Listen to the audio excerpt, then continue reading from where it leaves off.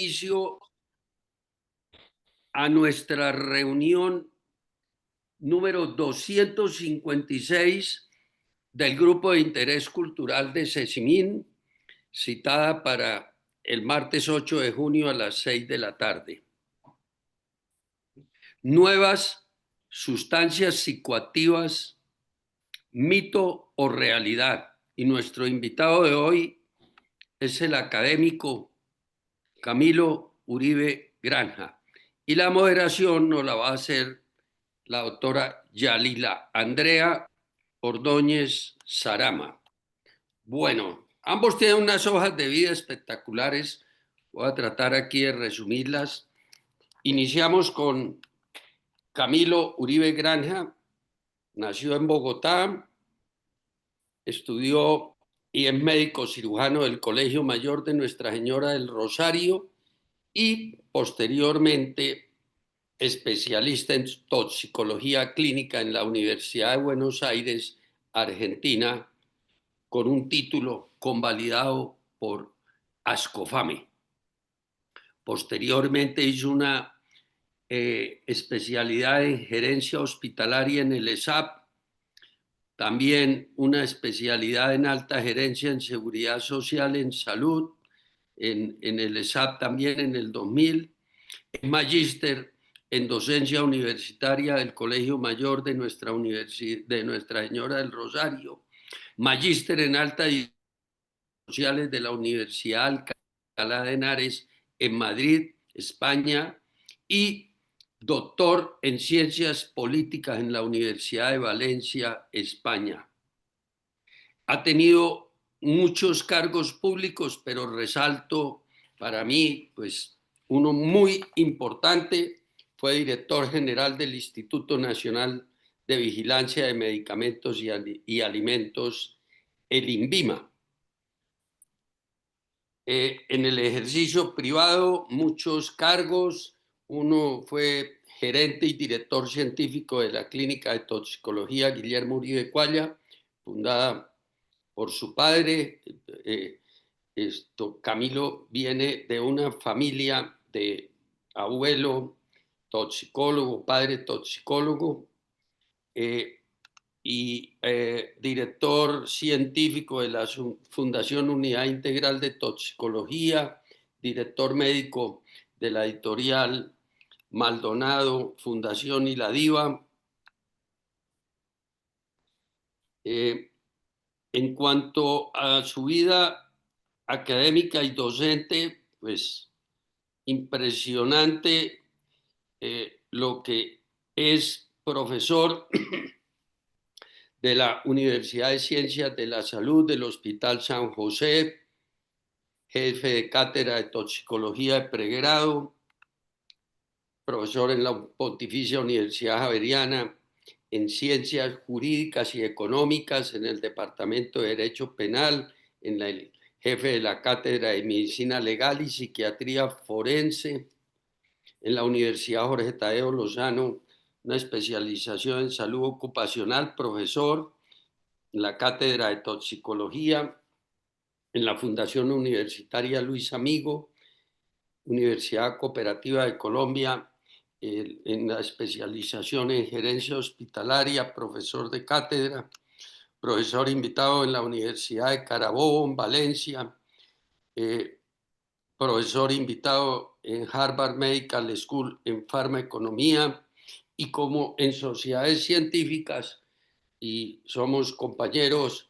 Camilo es miembro correspondiente en la Academia Nacional de Medicina, fue presidente de la Asociación Colombiana de Toxicología y Farmacodependencia desde 1990 hasta el 2016, presidente de la Asociación Latinoamericana de Toxicología, ALATOX, miembro fundador de la Red de Toxicología de América Latina y el Caribe.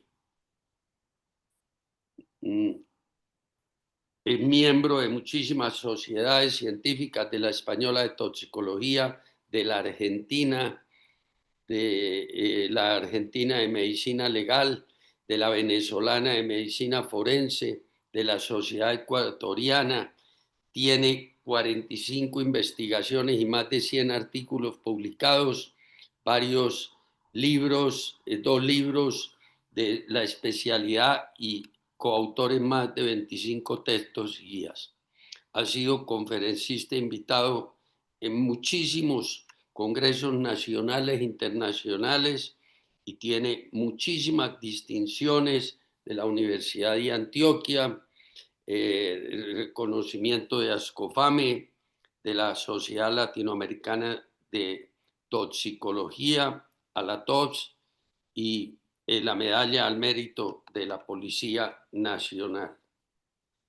Me voy a referir también muy rápidamente a la hoja de vida que tiene la doctora Yalila Andrea Ordóñez. Ella es oriunda y ejerce en la ciudad de Pasto. Se graduó de médico en la Universidad Cooperativa de Colombia, en la seccional Pasto. Posteriormente estudió en la Universidad del Rosario en Bogotá, obteniendo el título de toxicóloga clínica, y después hizo una especialización en gerencia de salud pública en una universidad muy importante en este tema, que es el CES de Medellín. Bueno, hoy en día trabaja en el Hospital Departamental de Nariño en la ciudad de Pasto. Tiene cantidad de trabajos, publicaciones en múltiples lugares de la ciudad de Pasto. Ha trabajado y yo creo que la hoja de vida pues la pusimos ahí. Ha estado en muchísimos seminarios y eventos. Entonces, pues para darle ya inicio a esta excelente reunión, conversatorio, mire, ya tenemos por esta vía 33 conectados, 34 directamente, y seguramente que por YouTube también hay. Entonces, doctora Yalila, le dejo la palabra para ver qué Gracias. introducción nos hace, y después oímos al doctor Camilo y después abrimos nuestro conversatorio con comentarios, preguntas. Tenemos hasta las 8 de la noche. Muchas gracias a todos los asistentes y les agradezco, yo me incluyo, de que apaguemos los micrófonos para que no tengamos interferencias. Y gracias también al doctor Camilo Uribe por... Muchas gracias, doctor Jorge Ramírez. Les damos una cordial bienvenida a todas las personas que se están uniendo en este momento. Realmente es un gusto para nosotros poder compartir unos temas bastante importantes que no solamente son de relevancia en algunos departamentos, sino para todo el mundo. El día de hoy nos convoca un tema de alta complejidad y urgencia para la salud pública, la toxicología clínica, las ciencias forenses, que es un fenómeno dinámico y creciente de las nuevas sustancias psicoactivas. Frente a este nuevo desafío, se hace imprescindible escuchar voces con autoridad, experiencia y profundo compromiso con la salud y la ciencia. Es por ello que nos honra enormemente contar con la presencia del doctor Camilo Uribe Granja, médico cirujano, toxicólogo clínico y uno de los referentes más reconocidos en Colombia y América Latina en el campo de la toxicología. El doctor Uribe ha dedicado gran parte de su carrera al estudio, abordaje clínico y vigilancia toxicológica de sustancias emergentes, posicionándose como un líder en el análisis crítico y la respuesta institucional ante el uso, tráfico de nuevas moléculas que ponen en riesgo a nuestras comunidades. Además de su destacada trayectoria asistencial, el doctor Camilo Uribe ha sido formador de generaciones de profesionales de la salud, asesor de políticas públicas en temas de sustancias psicoactivas y conferencista habitual en escenarios académicos y científicos de altísimo nivel, tanto nacionales como internacionales. Su enfoque integral articula un rigor científico con profunda sensibilidad social. Lo convierte en una figura clave para comprender y enfrentar los desafíos toxicológicos actuales. Es un verdadero privilegio para este espacio académico abrir una jornada con su participación. Agradecemos su generosidad al compartir su conocimiento y les invito a todos a recibirlo con atención y todo el respeto que se merece. Bienvenido, doctor Camilo. Muchas gracias, doctora Yalila, profesor académico y amigo Jorge Ramírez. a CECIMIN, primero por la deferencia que tuvo Jorge de invitarme a ser parte de este grupo de debate de situaciones nacionales de toda índole. Y es un espacio para pensar, para debatir y, lo más importante, un espacio de respeto ante las opiniones de todos los que en él hacemos parte. A la doctora Yalila agradecerle la presentación también. Yalila fue de las alumnas mías del primer posgrado en toxicología clínica en Colombia, con el que se reconoció la especialidad en Colombia, que gracias a que me oyó la Facultad de Medicina de la Universidad del Rosario, lo creamos en el año de 1994. El segundo posgrado en toxicología clínica fue de la Universidad de Antioquia en el año 1998, si no me falla la memoria. Y el tercero, el de la Fundación Universitaria de Ciencias de la Salud, en el año 2010 o 2011. De esos tres, dos tuve el honor de diseñarlos, implementarlos y dirigirlos, y además entregárselos a los discípulos, como debe ser. Este tema para el que me han invitado hoy es un tema complejo. Después de oír la presentación que hizo Jorge de mi hoja de vida, es que la verdad es que yo ya no sé qué soy. Yo soy una mezcla entre médico, toxicólogo, policía frustrado y abogado frustrado, pero sobre todo un colombiano comprometido y preocupado. El tema que vamos a tratar, y que lo bauticé Nuevas Sustancias Psicoactivas, mito o realidad. Realmente es que tiene, ya estamos viendo. Ya casi, creo que todavía no hemos visto Todavía la no, Milo. primera, pero Ahí ya, Camilo. Ya está Ya listo. está ahí, ok, gracias. Porque de aquí vamos a partir. Primero, nuevas sustancias psicoactivas. Y aquí quiero que hagamos rápidamente una reflexión histórica. Este tipo de sustancias naturales, de origen químico, legales, ilegales, son sustancias que han acompañado a la humanidad durante toda la historia de la humanidad. Yo me atrevería a decir que los grandes imperios de la humanidad han nacido y han decaído de la mano de algún psicoactivo. El alcohol con los romanos, los opiáceos en la China y el Asia en general, la marihuana, no es sino estudiar a Carlos Magno. Entonces, siempre hemos estado conviviendo con este tipo de sustancias. Los seres humanos siempre hemos sido preocupados de indagar, de soñar, de muchas situaciones donde realmente, cuando hablamos de sustancias psicoactivas y hablamos de un tema que ha sido muy complejo y de debate mundial, yo digo que no de un debate político serio, sino de un debate politiquero, donde hablan de que se perdió la guerra contra las drogas. Yo digo, ¿cuál guerra? Y el control en salud pública de estas sustancias nunca se va a ganar, pero tampoco se va a perder. Y en eso hay un gran desconocimiento incluso de cuáles son los acuerdos entre las naciones, cuáles son los tratados internacionales que buscan ese balance entre oferta y demanda y el control primordial de un derecho fundamental que es la vida de los seres humanos.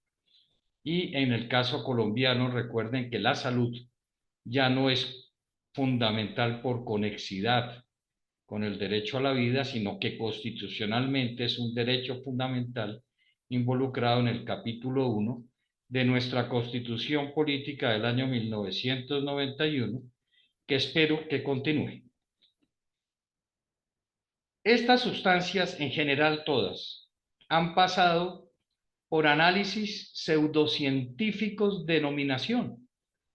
Durante muchos años se hablaba de alcoholismo y drogadicción.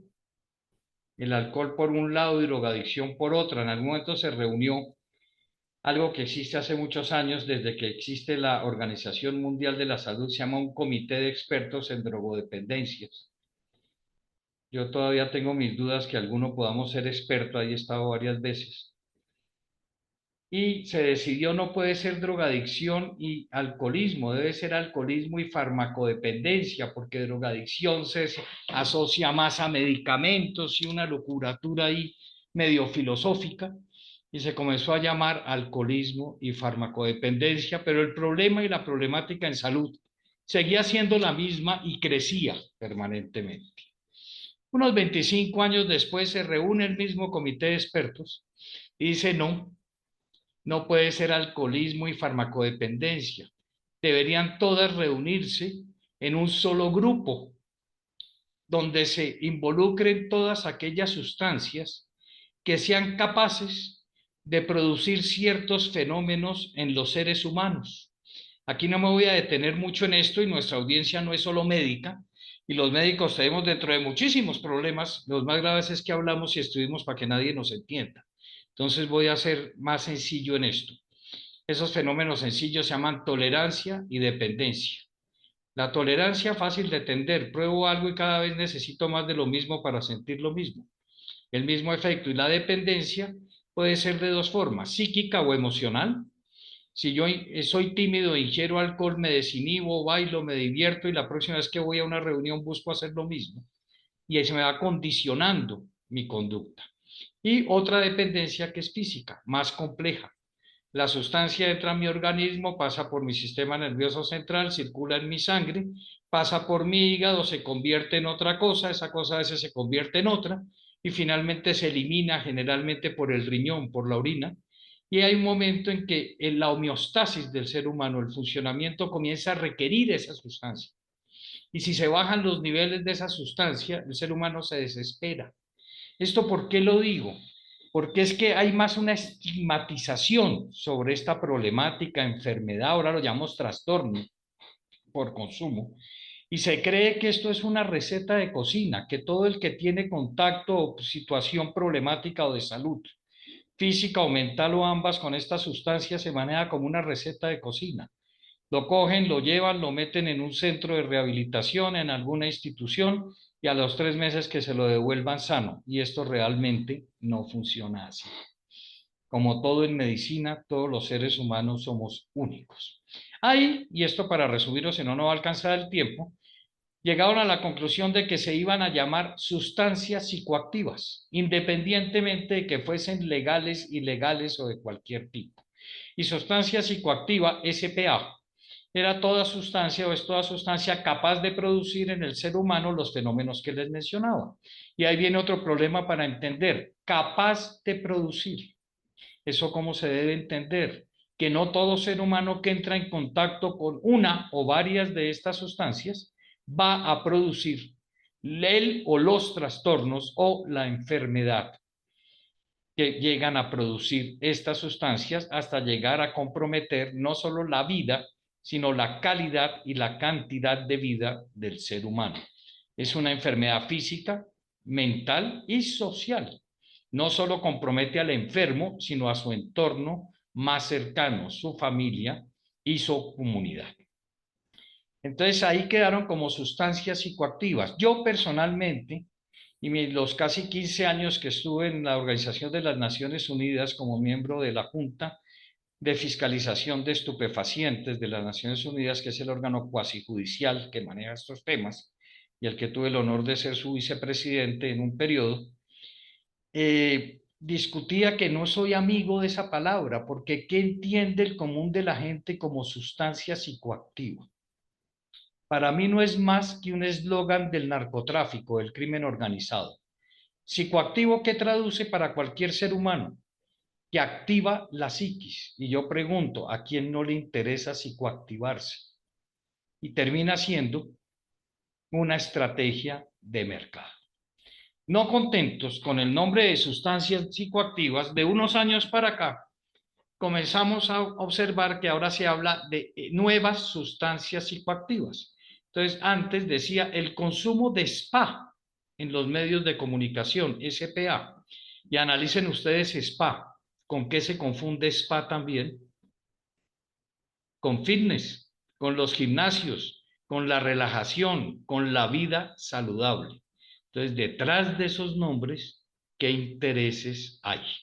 Y ahora lo complicamos más y lo llamamos NSPA, nuevas sustancias psicoactivas, que de nuevas no tienen absolutamente nada, como lo vamos a ver en el camino que estamos estudiando. Si esto pasara sería buenísimo, perdón, aquí está. Entonces, debemos analizar los datos que tenemos a nivel global. El abuso de sustancias psicoactivas es considerado por la Organización Mundial de la Salud el mayor problema de salud pública prevenible que afecta a todos los grupos socioeconómicos, raciales y culturales. Por dar un ejemplo, el costo anual en los Estados Unidos de América estaba calculado antes de la epidemia, llamémosla así, del fentanilo, en 414 billones de dólares al año, billones con B de burro. Después de la epidemia del fentanilo, el cálculo está entre 650 y 700 billones de dólares al año. En un país como Colombia, donde vivimos estigmatizando y poco queremos reconocer que somos consumidores, ¿cuánto cuesta? Si no sabemos cuánto nos cuesta la unidad de pago por capitación, mucho menos vamos a saber cuánto nos cuesta la mortalidad asociada al consumo de sustancias psicoactivas.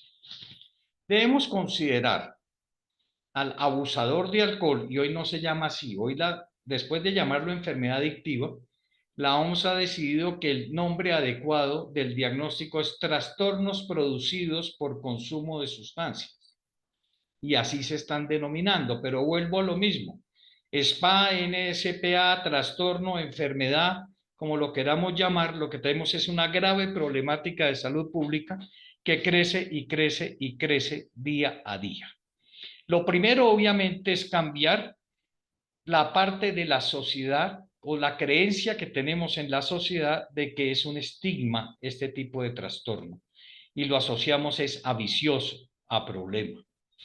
Hoy en día hablamos de grave problema de salud pública y eso implica políticas serias con este tema, políticas públicas que involucren prevención primaria, diagnóstico, tratamiento, rehabilitación, reinserción y algo con lo que se está confundiendo mucho a la sociedad, que se llama reducción de riesgos y daños, muy importante, pero a veces nos topamos con que estamos confundiendo en la política pública reducción de riesgos y daños con reducción de riesgo con daño, y en eso hay que tener muchísimo cuidado.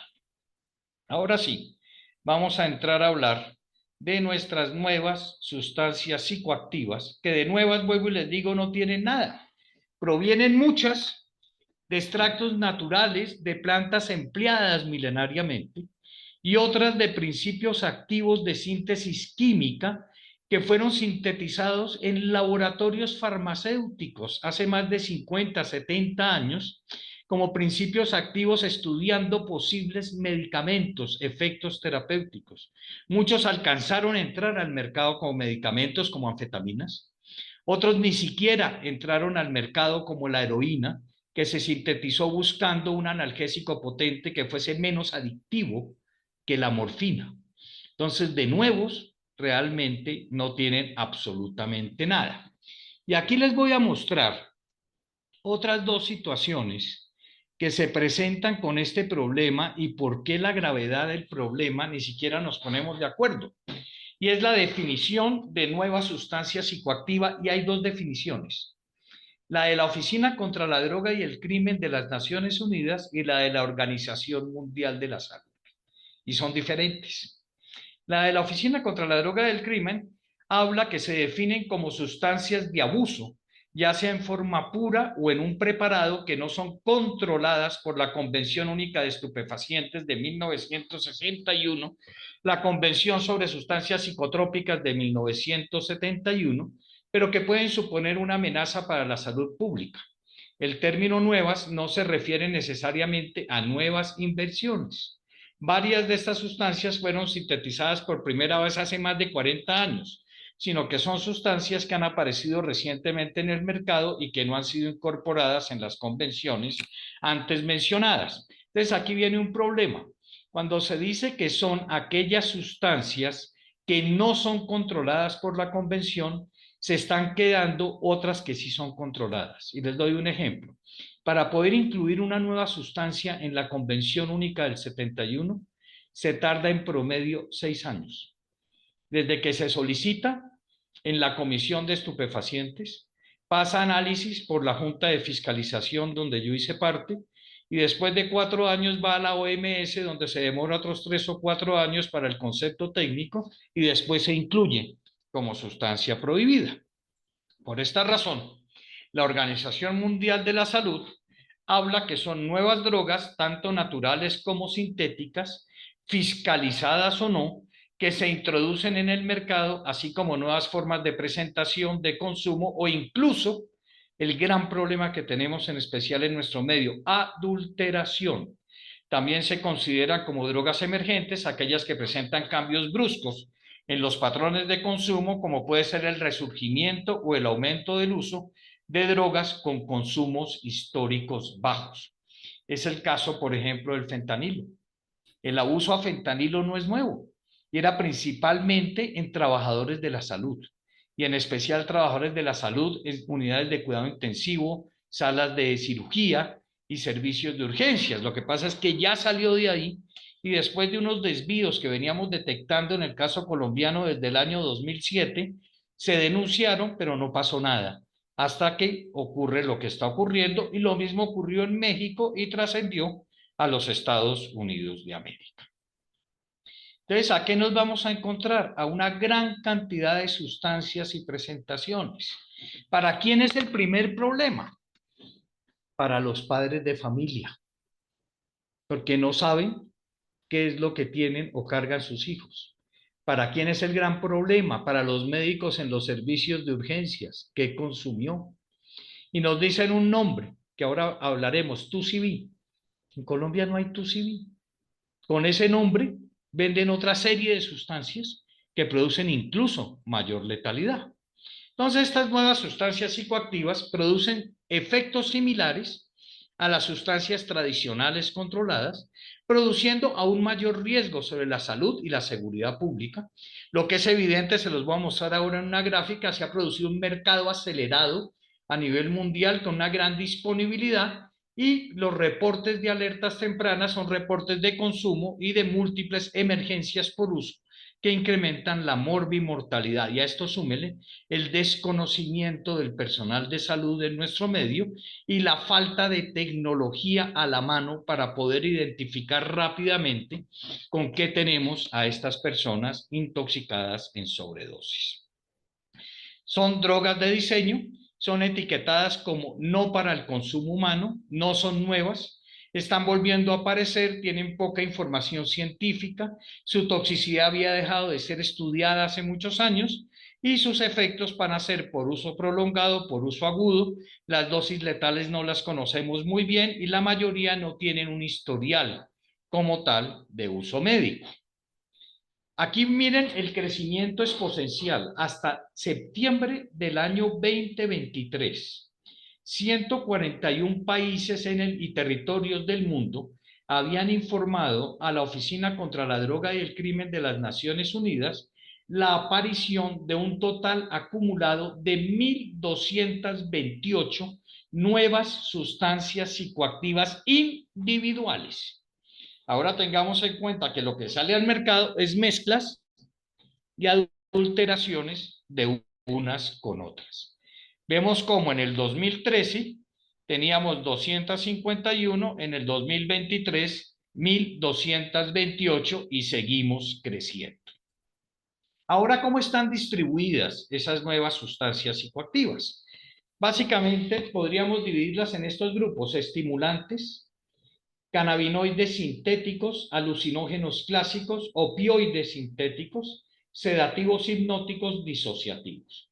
Vemos que el 35% son estimulantes. El 31%, que ahora me voy a detener un poco ahí, son cannabinoides sintéticos.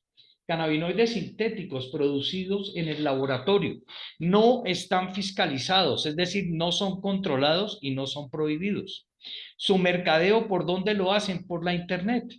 El consumidor entra por internet, lo compra y le llega por el correo. Y no tenemos forma de controlarlo. La toxicidad de estos cannabinoides sintéticos puede ser hasta 60 y 70% superior al de, llamémoslo, el THC delta 9, THC tradicional del porro de marihuana. Es decir, que la Golden Marihuana de los 70 de la Sierra Nevada de Santa Marta sería un chicle de menta al lado de estas sustancias. Y ahora les muestro algunos métodos de consumo en Colombia que lo hacen delante de los padres los muchachos, y lo peor, lo hacen los padres también. Y ahí teníamos también algunos porcentajes. Una de las formas de clasificar las nuevas sustancias es mediante los tipos de familias químicas, es decir, que las diferentes nuevas sustancias psicoactivas pueden guardar relación en cuanto a estructuras químicas de sus compuestos activos, lo cual va a ofrecer diferentes ventajas de clasificación, incluyendo los efectos en el organismo humano, que generalmente son similares entre moléculas de la misma familia. ¿Esto por qué es importante? Porque realmente hablábamos de 1.224 nuevas sustancias y hoy podemos llegar a las 1.600 para el año 2025, pero realmente corresponden a 11 familias químicas. Eso nos permite a quienes tenemos que tratar los intoxicados a poder tratar de orientarnos. Pero ¿en qué nos despistan? La toxicología clínica se basaba, y digo se basaba porque esto no lo ha cambiado, en toxíndromes, una serie de signos y síntomas, lo que uno ve en el paciente y lo que encuentra al examinar, que son típicos de cada sustancia. Hoy en día, en estas nuevas sustancias que consumen los seres humanos, van mezclados de unas y de otras, entonces no logramos tener toxíndromes. Y si además no tenemos facilidad de tecnología de laboratorio, pues estamos bastante complejos para poder diagnosticar y tratar en forma oportuna a este tipo de pacientes que cada vez son mayores. En muchos casos estas drogas pueden resultar muy peligrosas, incluso fatales, debido a la mezcla de diferentes compuestos incompatibles, altas concentraciones de compuestos activos por falta de un proceso de fabricación controlado. Obvio, esta fabricación no es en laboratorios farmacéuticos, no tienen buenas prácticas de manufactura, no tienen registro INVIMA, por lo tanto nadie puede garantizar si es que se puede hablar de calidad de estas sustancias psicoactivas, entre otros factores de riesgo asociados a la producción de las mismas. De acuerdo otra vez a la misma UNODC, se han identificado lo que les decía, 11 familias químicas de nuevas sustancias psicoactivas. Y aquí las vemos, no me voy a detener en eso, hay muchos no médicos: aminoindianos, cannabinoides sintéticos, ojo, catinonas sintéticas, hoja, fenitilaminas sintéticas, piperacinas, sustancias de origen vegetal, sustancias tipo fenciclidina, triptaminas, benzodiazepinas, que los médicos las conocemos, y análogos del fentanilo. Son como las 11 que tenemos ahorita. Rápidamente, aminoindianos. En la década de los años 70 se informó que los aminoindianos poseían importantes propiedades broncodilatadoras y analgésicas. Conclusión: ¿para dónde salió su investigación? Para la producción de medicamentos. Pero se observaron efectos potentes sobre la liberación de recaptación de serotonina, neurotransmisor, y como resultado de esto, estas sustancias se han venido empleando o comercializando en forma ilegal como nuevas sustancias psicoactivas por capacidad de producir efectos, llamémoslos, empatógenos y entactogénicos, generadores de empatía de los fármacos liberadores de serotonina. Y dentro de estos tenemos, por ejemplo, el famoso MDMA, conocido como éxtasis. Pero en Colombia, cuando llega el intoxicado o se incauta la tableta de éxtasis, al analizarla resulta no ser MDMA. La gran mayoría termina ser DMA, un precursor mucho más tóxico, mezclado con otras cosas. Es un análogo cíclico de las anfetaminas que les mencionaba, fueron sustancias, medicamentos empleadas en medicina para vencimiento del recibimiento de la resistencia al cansancio. Por ejemplo, lo emplearon en la guerra de Vietnam, y obviamente podían pilotear helicópteros durante 48 horas, por ejemplo. Después hacían un efecto de rebote, se quedaban dormidos y se mataba toda la tripulación de un helicóptero de estos de guerra. Pueden modificar y producir sustancias químicas mediante la sustitución del anillo aromático con una variedad de grupos funcionales, o la adición de un puente de alquilación, etcétera. En eso no me voy a detener. Y de esa forma produce siguientes sustancias como 5-iodo-MDA, N-metil-2-aminoendiano, etcétera. Para esto no hay que tener un laboratorio farmacéutico. Y esto casi que lo están fabricando en las cocinas de las casas de nuestras ciudades. Y esto no es nuevo. Desde que comenzó, por ejemplo, el tema de la desmovilización de grupos armados, muchos de esos grupos armados que manejaban cultivos ilícitos de cocaína, de arbusto de coca para producir cocaína, al llegar a las ciudades se desmovilizaron, pero no dejaron el negocio ilegal, comenzaron la producción de este tipo de sustancias de pésima calidad al interior de barrios de residencias, y esto nos llevó incluso a tener que capacitar en nuestro personal de policía antinarcóticos, porque una cosa era destruir un laboratorio en la selva, y otra cosa es que en la fabricación de esto en una cocina, en un apartamento de interés social, por dar un ejemplo, si se apaga y se les quita la luz para entrar a allanar, y si hay una pérdida, hay una alteración rápida de la temperatura, puede ocurrir una explosión que acaba con el barrio entero. Entonces las cosas se complican mucho más. Voy a acelerar. El MDMA o éxtasis, como ejemplo, aquí vemos dos tipos de comprimidos comercializados en Colombia como éxtasis. Estas drogas están compuestas por diferentes sustancias, entre las cuales en su mayor porcentaje, cerca del 90%, corresponde a adulterantes y diluyentes, pero dentro de esos hay, por ejemplo, ibuprofeno, un analgésico, y el resto de componentes se encuentra el compuesto activo. Para el comprimido A, que son los redonditos, tiene un 5% de metilona, mientras que el B tiene un 6% de etilona. Ambos compuestos se encuentran en la familia de las catinonas sintéticas. El resto de la composición corresponden a impurezas. Esto simplemente para darle un ejemplo de que muchas veces el éxtasis termina no siendo éxtasis, entonces asumen que es una intoxicación por anfetamina y terminan siendo otras cosas. Generalmente las drogas se comercializan en un nombre asociado principalmente a su presentación física. El éxtasis o MDMA fue una droga que se volvió muy popular a finales de la década de los 80, atribuyendo su nombre a efectos placenteros. Su presentación para el consumo primordialmente era como un comprimido de diferentes colores, ahí lo vimos. Ahora prefieren hacer tabletas blancas que se confundan, por ejemplo, con el acetaminofén, y así pasan desapercibidas. Por este motivo, en muchos lugares del mundo, la gran mayoría de las drogas en presentación de comprimidos, independiente de su composición química, la denominan en el mercado ilícito como éxtasis. Sin embargo, en muchas, y yo diría que en el 90% de las ocasiones en Colombia, su composición es diferente. Aquí vemos estas que simulan una tableta de acetaminofén de 500 miligramos. ¿Quién lo descubre? Los cannabinoides sintéticos. Esto para mí es el gran dolor de cabeza de los siguientes 5 años. Estos productos suelen consistir en una mezcla de plantas con poco efecto psicoactivo. Sin embargo, desde el año 2004, la composición de estos productos a base de hierbas parece haber cambiado sustancialmente para incluir nuevos y potentes compuestos psicoactivos conocidos como cannabinoides sintéticos. La investigación sobre el mecanismo de la actividad del cannabis se remota a varias décadas, cuando se examinaron por primera vez moléculas con un comportamiento similar, les decía, al THC, al delta-9 tetrahidrocannabinol del cacho de marihuana. Un análogo sintético, aquí vemos mucho, tal vez el primero que detectamos fue el HU210, que se sintetizó por primera vez en Israel en el año 88, y se considera que tiene una potencia cercana a 100 veces mayor que el THC. Esta es la razón por qué todos los días vemos gran cantidad de publicaciones que alertan sobre mayores efectos cardiovasculares y mayores efectos sobre trastornos mentales en consumidores de marihuana.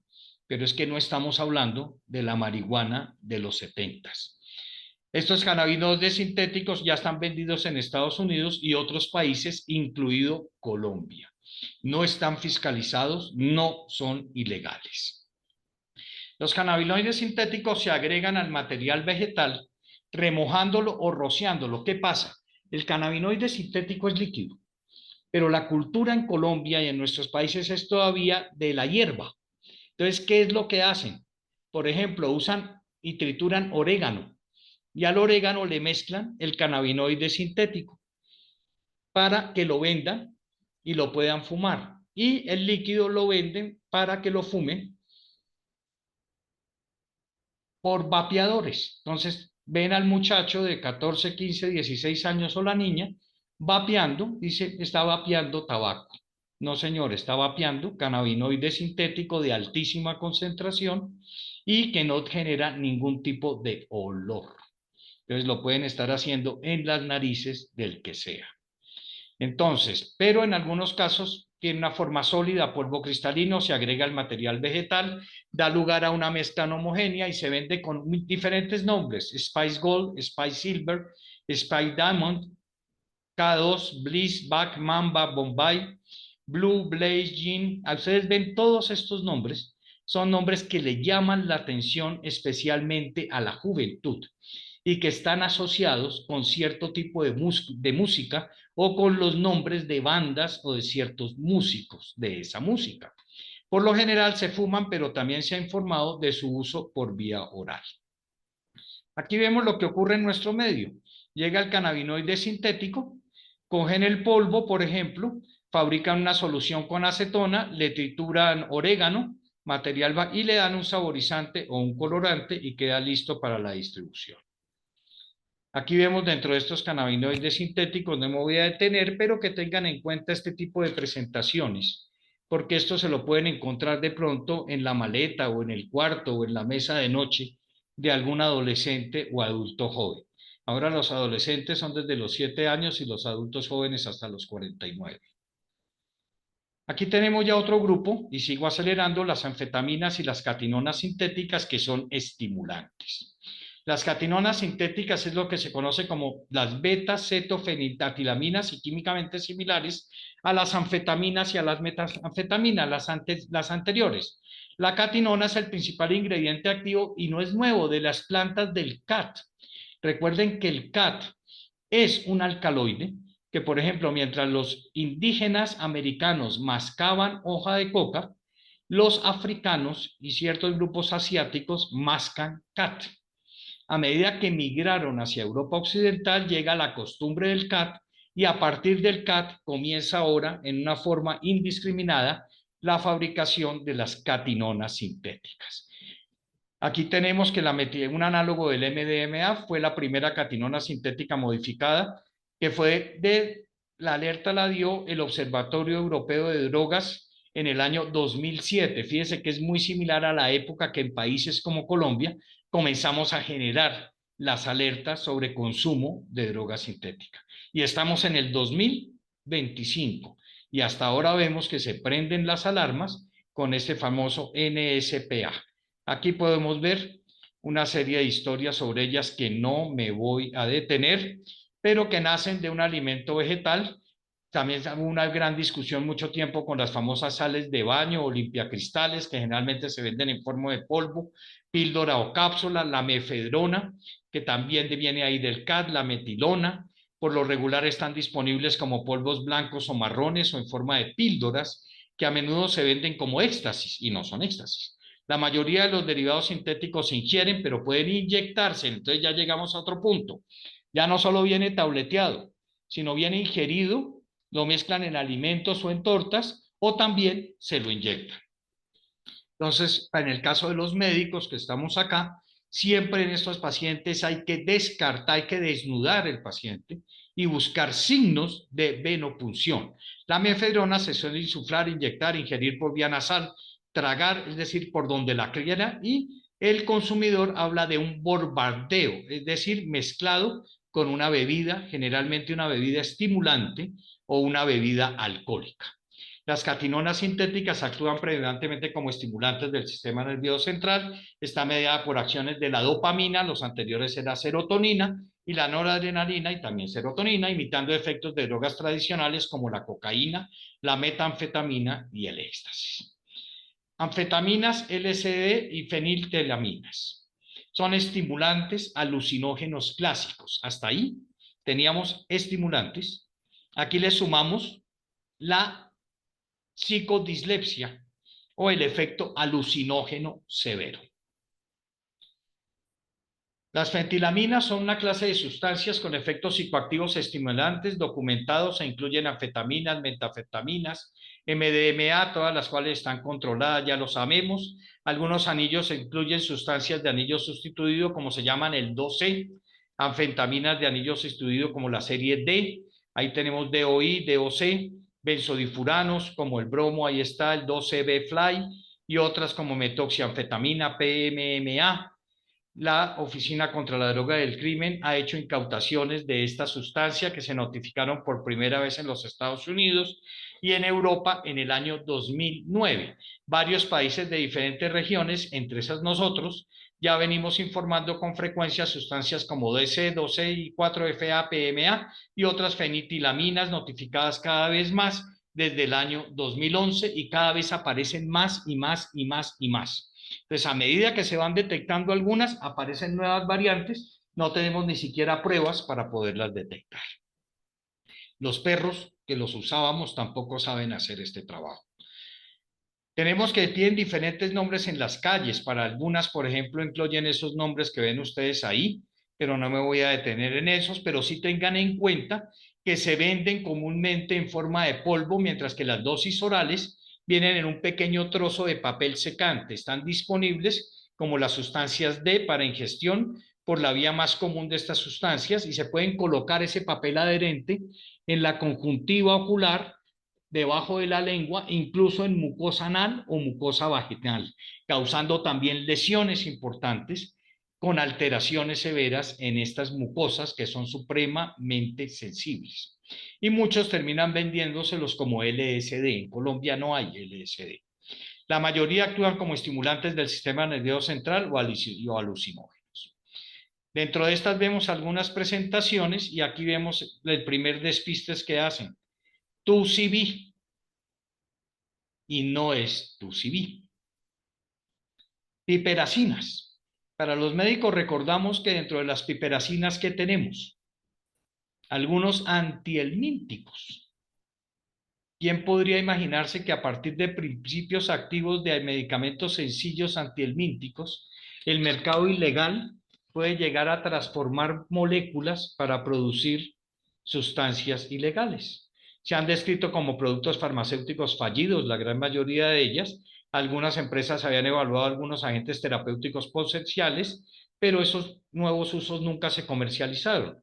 La piperacina que se utiliza como nueva sustancia psicoactiva es la 1-benzilpiperacina, se conoce como BZP, y de manera frecuente, aunque también se han informado otros derivados de la piperacina. Estos incluyen los que ustedes ven ahí, en los que no me voy a detener.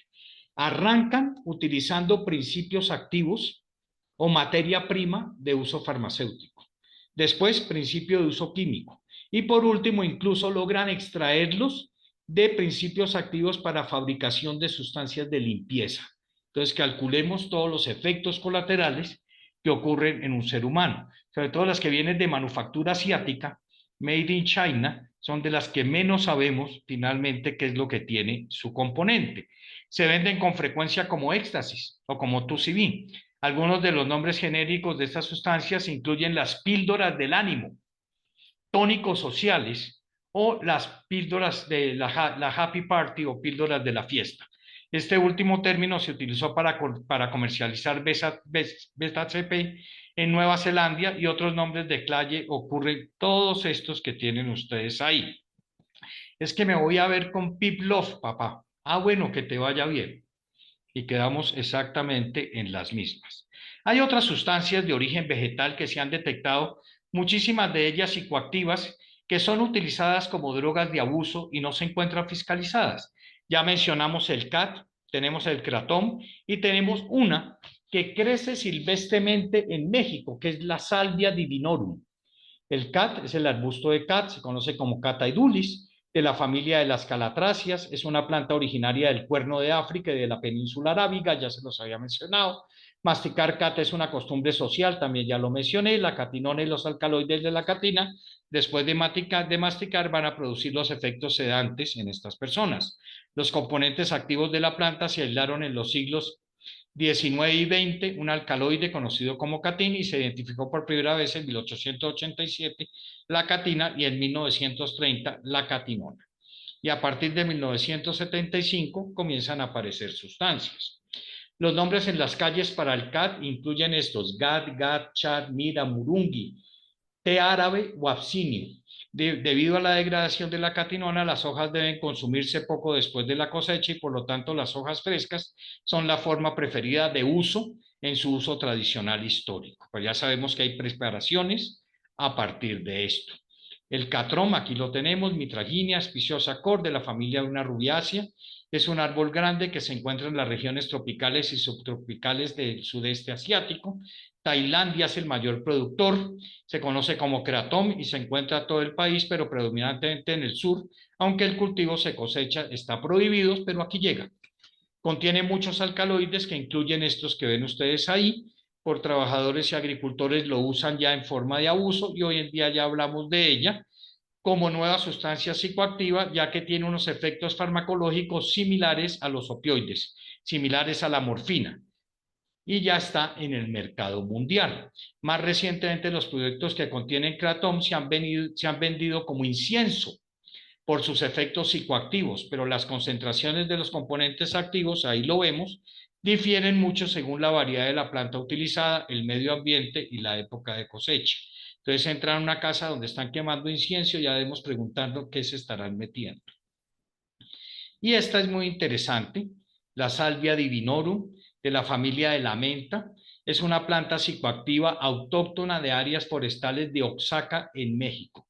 ¿Por qué la menciono? Porque obviamente el tráfico de México hacia nosotros, tanto de esto como de fentanilo y derivados de fentanilo, viene creciendo en forma importante. ¿Por qué? Porque los carteles de la droga hoy en día es crimen organizado multinacional. Sale pasta de coca de Colombia o clorhidrato de coca de Colombia, pasa por México. Allá el crimen organizado distribuye, pero ya no se paga en dólares o en euros. Se paga con droga sintética o con medicamentos de control tipo benzodiazepina o fentanilo o análogos. Entonces eso llega, así que se controla el lavado de activos, porque esto no se puede controlar a través de la UIAF. Esto para que vean ustedes los tentáculos que va cogiendo esto a unas velocidades alarmantes a las que ni Estado, ni gobierno, ni nadie le estamos parando bolas. Fue utilizado por los indios mazatecos para prácticas religiosas y con fines médicos, pero ahora ya vemos aquí lo que está ocurriendo hoy en día y lo tenemos como nueva sustancia psicoactiva. Se consume tradicionalmente chupando, masticando las hojas frescas de un rollo parecido a un cigarro, o alternativamente se rospen para hacer una infusión bebible. Según los informes, muchos usuarios vienen a inhalar este extracto y los efectos son muy similares al LSD o al DOB. Las sustancias de tipo fenciclidina, PCP, todas estas sustancias simplemente son muy antiguas, se sintetizaron en la década de los años 50 o 60 del siglo pasado, se vendió hasta el año 67 del siglo pasado como anestésico inyectable, fue retirado del mercado por sus efectos psicoactivos intensos negativos como disforia, confusión, delirio y psicosis. Su uso como droga recreativa comenzó a mediados de los 60, pero sus reacciones disfóricas hicieron que la droga fuera desapareciendo del mercado ilegal y ahora otra vez volvimos a encontrarla en el mercado ilegal. Aparecieron por primera vez en Europa en el año 2010, en el Reino Unido se notificó la 3-metoxiciclidina. El sistema europeo comienza con todas estas alertas. Tenemos ahora otros, las triptaminas. La triptamina y sus derivados, que se han informado como nuevas sustancias psicoactivas, son moléculas de índole alquilamina. Si bien algunas triptaminas naturales son neurotransmisores como la serotonina, la melatonina, la bufetenina, la mayoría son alucinógenas y por lo tanto entran a engrosarnos el mercado de las sustancias ilegales. Los nombres en las calles para algunas de estas los ven ustedes ahí también. Y ahora entramos al otro mercado que cada rato lo vimos en los medios de comunicación. Creció el consumo de LSD en Colombia. No, en Colombia no se está comercializando LSD. En Colombia se comercia es lo que se conoce como LSD legal, no fiscalizado. Y es esta sustancia NBOME. Se conoce como blotter de papel líquido polvo. Aquí lo vemos, nombres vulgares, tienen todos estos nombres. Es una nueva familia de alucinógenos. Comenzaron a reportarse a partir del año 2010 y su venta legal online sin ningún control y lo venden como LSD legal. Así lo comercializan. Aquí lo vemos, ese es el tipo de stickers que se colocan para buscar los efectos de la sustancia. Aquí vemos que produce alucinaciones visuales, auditivas, ataques de pánico, pérdida de la noción del tiempo. ¿Esto por qué nos preocupa a los toxicólogos? Porque en los años 70 hubo una gran epidemia de LSD en los Estados Unidos de América. Y en 8 años no es que se controlara el LSD, es que se acabaron los consumidores de LSD. ¿Por qué? Porque todos se suicidaron. Entonces ahora este nuevo LSD legal, comillas, puede llevarnos a una epidemia de características similares. Tenemos obviamente los sedantes hipnóticos, las benzodiazepinas, entre ellas, en esto no me voy a detener, en Colombia somos expertos en benzodiazepinas en uso ilegal, son las sustancias químicas, medicamentos desviados de uso legal a uso ilegal para cometer delitos, lo que nosotros llamamos intoxicaciones delictivas, con la administración de depresores del sistema nervioso central. Generalmente la sustancia principalmente involucrada es una benzodiazepina mezclada con una bebida alcohólica. Eso daría para otra charla de 1 hora, que es lo de las intoxicaciones delictivas o las famosas burundangas, comillas, que ahí también hay muchos mitos y realidades. Entonces aquí vemos cómo tenemos que este enredo de los opiáceos y los opioides, entre sintéticos, presentaciones farmacéuticas y productos naturales, nos comienzan a complicar aún más la situación. Ya voy a terminar. Los opioides los conocemos más, entonces no me voy a diferir mucho de ellos. Un grupo amplio de medicamentos analgésicos esenciales para el alivio del dolor, generalmente usados en condiciones médicas como traumas, cirugías, cáncer y otras situaciones de salud. La eficacia de los medicamentos está relacionada con su capacidad de actuar sobre los receptores opioides del sistema nervioso central. Recuerden ustedes que los humanos tenemos receptores opioides y tenemos receptores de cannabinoides. Por eso es que estas sustancias en su abuso presentan ciertas características de efectos. Producen alteración en la transmisión y modulación de la respuesta del dolor. Alrededor del mundo los opioides son objeto de consumo con fines no médicos ni justificados en la evidencia científica. Por tanto, se presenta desvío y producción ilegal. Solo como antecedente del fentanilo, creo que por ahí hay estudiantes míos del Hospital Infantil San José. En el año 2007 comenzamos a detectar que se perdían ampollas de fentanilo y logramos, con la colaboración de la SIJIN, de la Policía de Bogotá, de inteligencia, determinar que ese fentanilo salía por personal del hospital, lamentablemente adicto, a ser vendido en las ollas del 7 de agosto, cerca a donde queda la institución, y allí lo vendían la ampolla de fentanilo en 250.000 pesos. Y de ahí salía un equivalente a 100 dosis de heroína.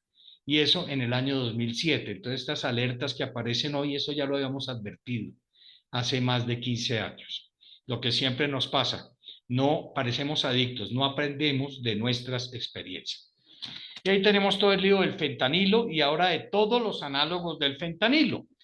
Hace referencia a una serie de fármacos que empezaron a desarrollarse a mediados de la década de los 60 para aplicación en medicina humana, vigente hoy en día como fentanilo, sufentanilo, alfentanil y remifentanil. Aún así, la gran mayoría de sustancias químicas pertenecientes a esta categoría no tienen uso aprobado en humanos, como el caso del carfentanilo, el furanfentanilo, el varifentanilo, entre otros, pero que han sido detectados en el mercado ilícito de drogas. Ahí es donde comenzamos a tener el gran problema. Aquí vemos las diferentes formas y presentación, desde las farmacéuticas hasta las ilegales. Y aquí vemos todo el tipo de formas, polvos, colores, impregnado en estampillas de papel, parches, en comprimidos o pastillas, mezcla de opioides, recetados, otros en vapeadores, cigarrillos electrónicos. Por ejemplo, hemos tenido casos, yo personalmente he tenido casos de supuesta sobredosis de marihuana vapeada, que llega al paciente una cardiotoxicidad severa con una fibrilación ventricular, y resultó ser que el vapeador de supuesta marihuana comprada por internet como resina de marihuana de cannabis sintético venía mezclada con fentanilo y con ketamina. Entonces todo esto nos está complicando cada vez más la situación. Este es el riesgo asociado a fentanilo, sí, a los análogos. Por tiempo en esto no me voy a detener, son muchísimos ya los que tenemos detectado, y aquí sí quiero que vean cómo del año 2012 al año 2023, cómo creció la incautación ilegal, en tráfico ilegal, de análogos de fentanilo y nitazenos, que es lo último que ha salido en las noticias en este último mes, notificados por los sistemas de alertas tempranas de los países. Es una elevación exponencial y absolutamente preocupante, tanto para derivados de fentanilo, análogos de fentanilo, como para nitazenos, que yo le pongo que en 2 o 3 años estaremos acá también, si este no sigue para allá. Aquí seguimos hablando de los mismos, pero ya en el sistema de alerta, y con esto voy terminando. 3 minutos, sistema de alerta temprana del Observatorio de Drogas de Colombia. Esto se emitió en el año 2019, la primera alerta asociada a la incautación de 9 ampollitas de fentanilo en Cali y 90 tabletas de oxicodona en Pereira, lo cual requirió informar sobre el riesgo que puede representar el desvío de opioides sintéticos que se emplean en medicina al mercado de drogas ilícitas. También en el año 2022, en el marco de las actividades del sistema de alertas tempranas, se emitieron 3 diferentes alertas sobre la detección de opioides sintéticos análogos del fentanilo. UF-17 impregnado en muestras de estampillas de papel blotters en el municipio de Soacha, Cundinamarca. Hallazgo proveniente de una incautación por parte de la Policía Nacional. Hidroxifentanilo en forma de sólido en polvo de color blanco en la ciudad de Cartagena, departamento de Bolívar. Hallazgo del centro hospitalario derivado de un paciente que presentó intoxicación posterior al consumo de esta sustancia psicoactiva. Detección de una muestra que contenía mezcla de heroína y p-fluorfentanilo en forma de sólido en polvo de color habano. Hallazgo en el aeropuerto El Dorado de la ciudad de Bogotá, en una encomienda procedente de Estados Unidos y con destino al municipio de Itagüí, Antioquia. Esto es lo que dice, es que viaja por todo el país. No obstante, a los 3 casos descritos, las incautaciones reportadas en Colombia se refieren principalmente a la presentación en ampollas farmacéuticas, de lo cual se deduce que se trata de desvío de canales legales al mercado ilegal. Aquí la invitación a las autoridades de las instituciones prestadoras de salud y a los operadores farmacéuticos y regentes de farmacia de las IPS para que fortalezcan el control sobre estas sustancias de la mano con los coordinadores de los servicios de más alto riesgo, como les decía, cirugía, cuidado intensivo, servicios de urgencias y unidades de oncología.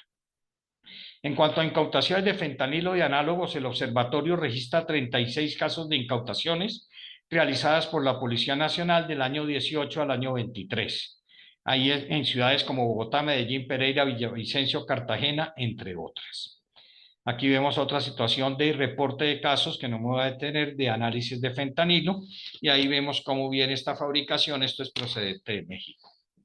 Ahora el famoso TUCB, que no es TUCB, pero estas son sustancias incautadas en Colombia. Este famoso TUCB, que puede tener un costo hasta de 300.000 pesos la bolsita, termina siendo es una ketamina mezclada con edulcorantes, con anilinas, a veces con cocaína, con heroína, con fentanilo o con cualquier otra sustancia. Aquí, por ejemplo, vemos esta, que es la ketamina. Ketamina no solo de uso veterinario en Colombia, ese es otro dolor de cabeza, el control en droguerías veterinarias y en almacenes veterinarios. Si se burla el control para uso médico, podemos calcular cómo se burla el control en uso veterinario y cómo también está ingresando de contrabando a través de nuestras fronteras, principalmente por Perú y por Ecuador, en el trapecio amazónico. Las fuentes de ketamina para uso no médico es el desvío de ketamina a granel por industria farmacéutica y el desvío de las presentaciones farmacéuticas. Y además, para completar, ya en estos países se está haciendo síntesis clandestina de ketamina. Entonces aquí vemos, por ejemplo, para fabricar TUCB falso, tenemos ketamina, taurina, MDMA, colorantes y cafeína. Mézclelo, consúmalo y analicemos los toxíndromes y los graves efectos agudos en la persona que consume esta sustancia. Y si a eso le sumamos que ingiere alcohol y cuando va al baño consume cocaína o sale y consume marihuana, pues son los graves casos que nos están causando mortalidad, o que salen de un concierto de música electrónica y saltan de un quinto piso, caen entre un tanque de agua y se mueren. Esto es lo mismo que ketamina con MDMA de incautaciones nacionales. Como conclusiones, el fenómeno de las nuevas sustancias psicoactivas es una realidad en América Latina y el Caribe. Todos los sectores involucrados debemos prepararnos para abordar la problemática. Existe un desconocimiento sobre estas nuevas sustancias, no existen pruebas de identificación preliminar, ni pruebas para su toxicología, ni conocemos sus efectos a largo plazo en estas mezclas. Se deben fortalecer los sistemas de alertas tempranas de los países para detectar oportunamente nuevas drogas, estudiar dinámicas de consumo, efectos, presentaciones. Es necesario que desarrollemos investigaciones integrales frente a estas nuevas drogas desde aspectos químicos, médicos, toxicológicos y legales. Y esto no lo podemos hacer solo, aquí hay que unir las facultades de salud, química y farmacia de las diferentes universidades públicas y privadas del país y de la mano con el sistema de alertas tempranas que hoy en día está a cargo del Ministerio de Justicia y el Derecho de Colombia, tratar de comenzar a hacer estudios serios sobre este tema de gran impacto en la salud pública. El fenómeno del tráfico y consumo de ketamina, mal llamado TUCB, es un ejemplo de otra problemática en este fenómeno: la falsificación de estas sustancias empleando nombres comerciales de marketing con diferentes componentes y adulterantes. Se suma ya al grave problema de salud pública de los trastornos producidos por consumo de sustancias psicoactivas. Ya para terminar, y no tiene que ver con nuevas sustancias psicoactivas, todos hemos oído en los medios de comunicación el último informe mundial de la droga publicado, donde Colombia nuevamente tiene el primer puesto fuera de concurso en producción de arbusto de coca. Hablamos de 270.000 hectáreas sembradas, cultivadas. Realmente creemos que pueden ser unas 330.000 hectáreas cultivadas. Hablamos de que se está incautando mucho más. Claro, si yo produzco más, se incauta mucho más. Este es un negocio. Y la macroeconomía de este negocio tiene calculado promedio que se incaute, entregan un 10%. Ese 10% está distrayendo a las autoridades en incautarlo mientras sale y pasa, obviamente de la mano de la corrupción, lo que está produciendo este negocio. ¿Esto de dónde va? Aquí está el real problema de la deforestación en Colombia.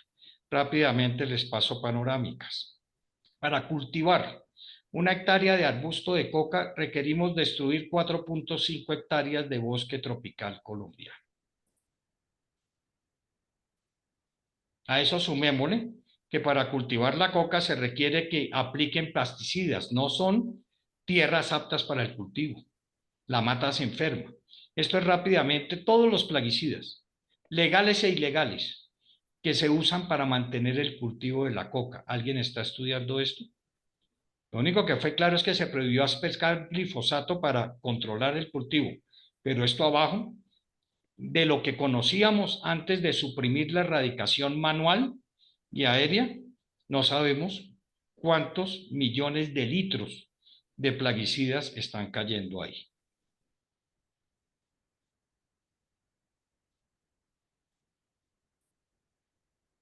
Esto es Colombia.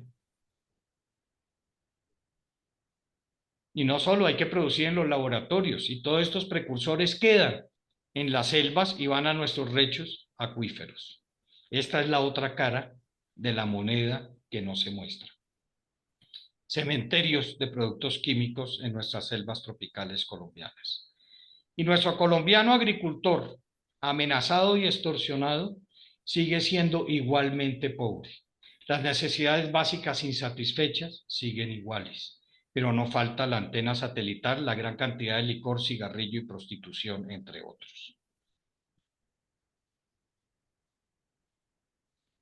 Colombia tiene una nueva política pública de drogas. No terminamos de implementar la anterior y nació la nueva política decenal de drogas del gobierno nacional. Tiene un nombre: Sembrando Vida, desterramos el narcotráfico. Y la política está escrita 2023-2033. Cada 4 años veníamos cambiando la política y el problema cada día crece más, eso lo digo yo. Queda a la opinión de cada uno de ustedes. Pero, ¿cuántos de nosotros conocemos esa política? ¿Cuántos gobernadores y alcaldes, consejos municipales, asambleas, cuántos padres de la patria conocen la política? ¿Quién conoce la financiación de la política? La implementación de la política. Definitivamente creo que es mucho más importante y es atención primaria prevenir, y es mucho más efectivo y menos oneroso que curar. Esto es básicamente lo que yo quería comentarles en 1 hora de una radiografía de las famosas nuevas sustancias psicoactivas. Espero no se hayan aburrido. Agradecemos profundamente al doctor Camilo Uribe por su brillante exposición, que nos deja no solo un panorama claro sobre la realidad toxicológica de las nuevas sustancias psicoactivas, sino que también nos da una alerta fundada sobre la complejidad y los desafíos multidimensionales que se presentan. Como se ha evidenciado en esta conferencia, no solamente es un fenómeno aislado y magistral o marginal, sino que se trata de una problemática emergente, dinámica, de alcance global, que ha evolucionado muchísimo más rápido que la capacidad de los sistemas de salud y de justicia. Me permito hacer una acotación, doctor Camilo, y es que todo lo que usted ha referenciado también se aúna o se une particularmente a un incremento en la enfermedad mental en nuestro país, en casos de intoxicaciones, en daño orgánico, en muerte de nuestra población, y esto se traduce obviamente en uso de recursos en nuestras instituciones como tal. Me permito ampliar una acotación en el sentido de que el consumo de sustancias lícitas o ilícitas, como las conocemos, y las nuevas sustancias que usted bien ha mencionado en esta tarde, conducen a 4 factores muy importantes que se están desbordando en nuestro país, que son el intento de suicidio, los suicidios consumados y los diferentes tipos de violencia. Desafortunadamente, las estadísticas están incrementando en los últimos 3 años, donde el incremento de violencia física, psicológica, sexual, la negligencia, el abandono y la violencia intrafamiliar obviamente están bastante elevadas en las estadísticas departamentales, aunado a los casos de intoxicaciones. Por otro lado, es importante resaltar que nos enfrentamos a criterios y gustos del consumidor. Actualmente, en su afán de experimentar, de evadirse de la realidad, ellos experimentan y mezclan diferentes sustancias químicas que obviamente nos conducen a veces a nuevos retos desde la parte médica, donde nos enfrentamos a condiciones clínicas, complicaciones, toxíndromes, que nos está dando una alerta en el sentido de que nos motiva a abrir las puertas en la investigación para plantear nuevas estrategias de intervención para evitar complicaciones y la muerte, sobre todo en estas poblaciones. Como usted bien lo mencionaba, la incautación de fentanilo, no solamente en los departamentos y ciudades que usted ha mencionado, nuestro departamento de Nariño, quizá al ser zona fronteriza, abre la puerta en el suroccidente del país para que se presente también el tráfico de medicamentos y obviamente el uso y abuso de medicamentos que normalmente utilizamos en la atención de nuestros pacientes. Uno de los grupos farmacológicos que también se está disparando de manera abusiva en la población joven particularmente son algunos antipsicóticos, usted mencionaba algunos. En nuestra zona tenemos un medicamento denominado levomepromacina, donde la población está recurriendo a este tipo de compuestos farmacéuticos. Adicionalmente, es una realidad que la fabricación de drogas sintéticas implica menores riesgos en el sentido de que el consumo, la adquisición, el transporte de insumos para la fabricación de drogas tradicionales, pues obviamente son reemplazadas, como bien lo menciona usted, se pueden fabricar en el hogar o en sitios donde no requiera mayor uso de recursos o de elementos. Me permito presentar 3 diapositivas muy concretas donde quisiera que ustedes conozcan a qué nos estamos enfrentando en este momento y que obviamente el llamado es a no solamente reportar datos estadísticos, sino que realmente generemos una conciencia importante en nuestro actuar y en nuestras impresiones desde el punto de vista médico. Si ustedes observan, para noviembre del 2024, los datos nacionales nos hablaban de que se presentaron 175.459 casos de violencia de género e intrafamiliar. Y miren, de los cuales 38.642 fueron intentos de suicidio y 21.929 intoxicaciones. Si nos tomamos el tiempo nosotros para discernir qué tipo de sustancias químicas están utilizando las personas para suicidarse, para matarse, particularmente están los agroquímicos, que ha sido una lucha bastante amplia desde hace muchísimos años y sigue siendo nuevamente uno de los principales elementos a los cuales se recurre. Las sustancias psicoactivas, están otro tipo de elementos, el alcohol, como bien usted lo ha mencionado, entre otros. Miren ustedes en esta diapositiva por departamentos y las tasas, que nos permite a nosotros hacer un análisis de qué está sucediendo en nuestros departamentos. De acuerdo a la cantidad de población que tenemos en nuestros departamentos como tal, nos permite inferir que algo está sucediendo en la salud mental de nuestra población como tal. Eso en cuanto a la relación de intentos de suicidio. Sin ir más lejos, ya los suicidios consumados, que obviamente lo preocupante en este momento es que la población joven, adolescentes, juventud y adultez temprana, son los principales casos que están atentando contra su vida en nuestro país. A octubre de 2024 se reportaron 2.449 suicidios en Colombia, con una tasa de 4,65 por 100.000 habitantes.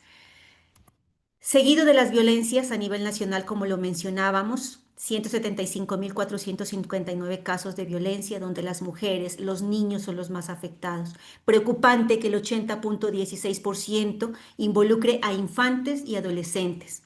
Sin desmeritar, obviamente, los datos de 18.838 exámenes médico-legales por presuntos delitos sexuales que afectan a toda la población y en edades diferentes.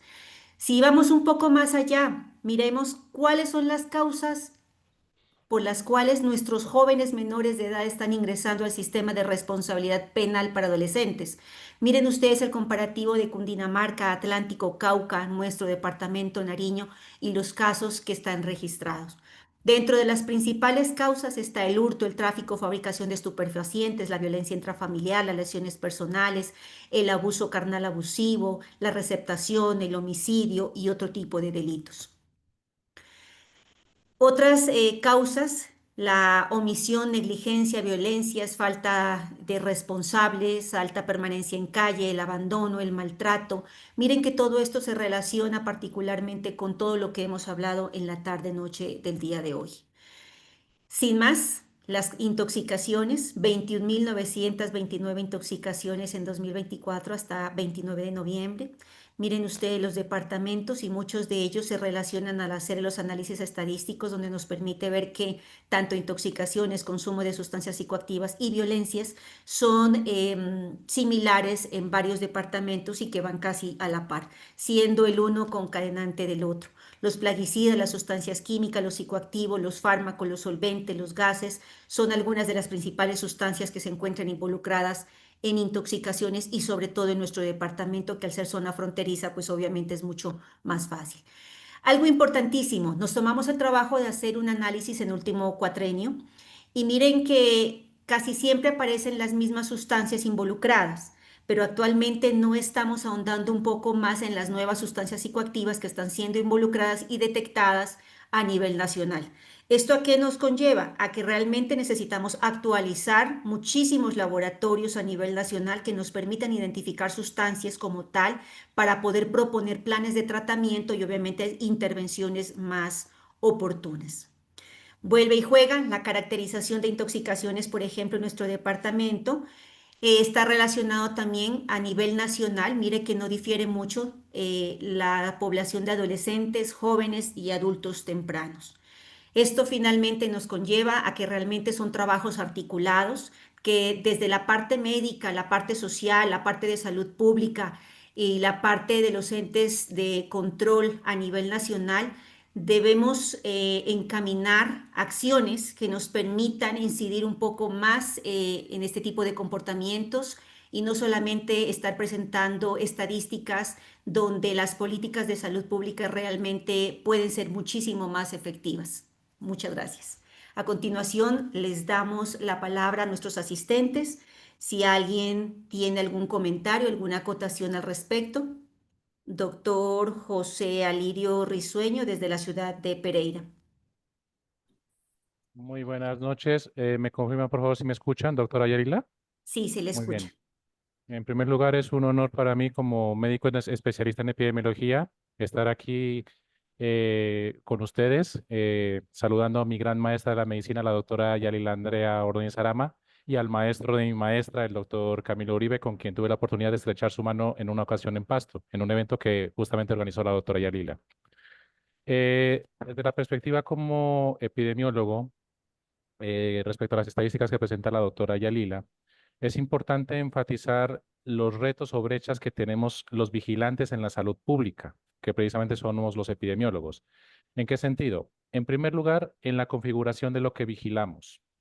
Básicamente, en el grupo de las intoxicaciones, vigilamos sustancias o grupos de sustancias, más no la sustancia específica.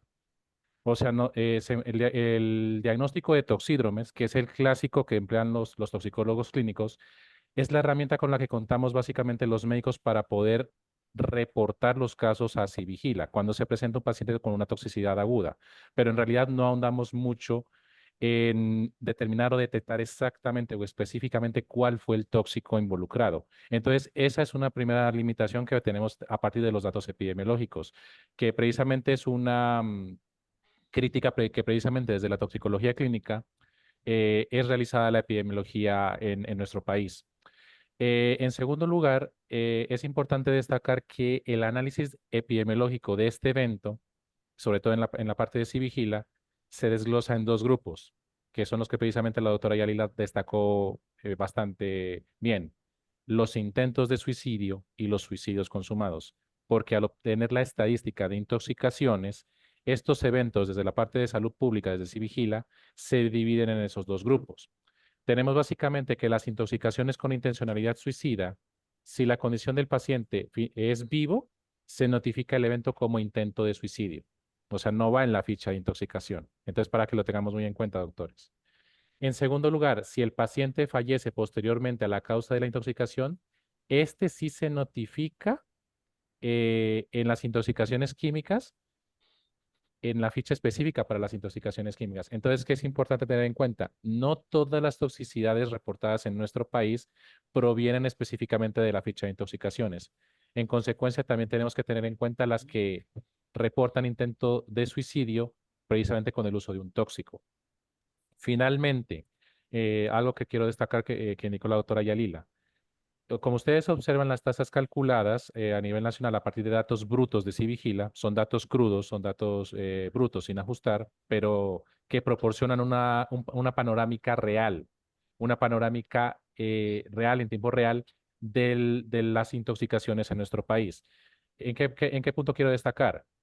Los denominadores, quiere decir las poblaciones en las cuales se evidencian esas intoxicaciones. Si, por ejemplo, tenemos un ejemplo, 10 intoxicaciones en Nariño, nos da una tasa, mientras que si tenemos unas intoxicaciones en poblaciones más pequeñas, como precisamente donde me encuentro en Risaralda, pues obviamente la tasa es un poco mayor. Precisamente por eso, en el caso de Risaralda, que era una de las diapositivas que mencionaba la doctora Yalila, se encuentra en un lugar superior a Nariño respecto a su tasa.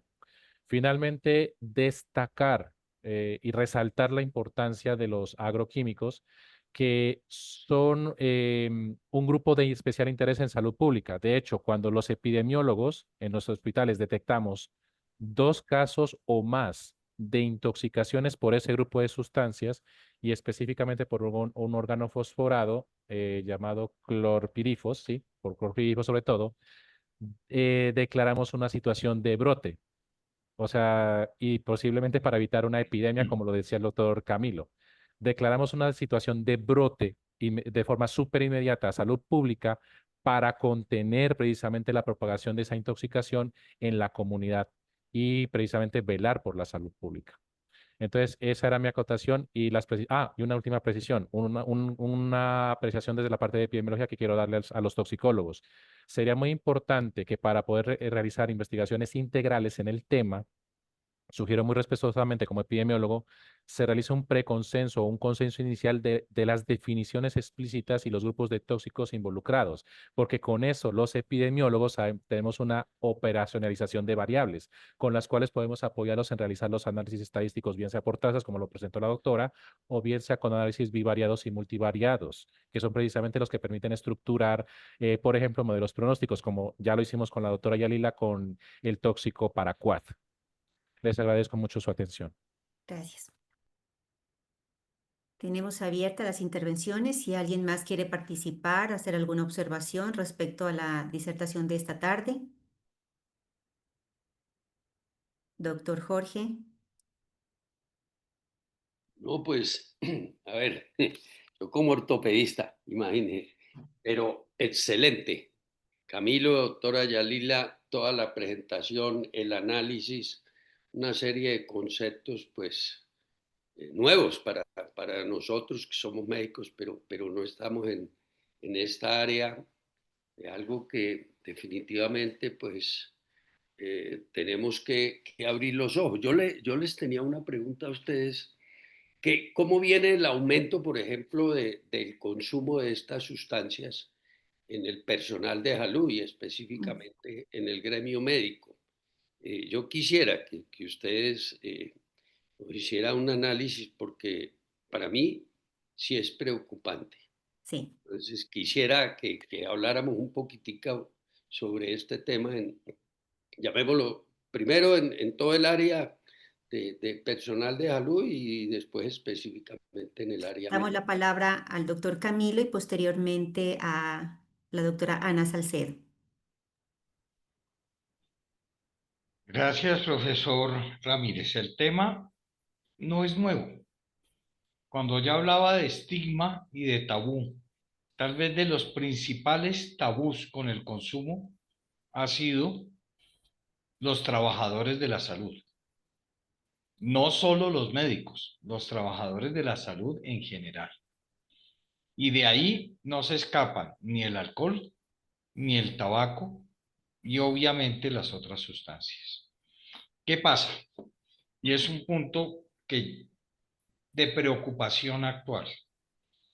Ahora que estamos en esa discusión con las facultades de medicina, de esa línea imperceptible entre la exigencia y el acoso, sí hay un punto que lleva a reflexionar sobre la calidad de nuestros estudiantes de pre y de posgrado. Y es que creo, si antes sabíamos que existía, pero lo escondíamos, ahora sabemos que existe, pero no podemos hacer nada.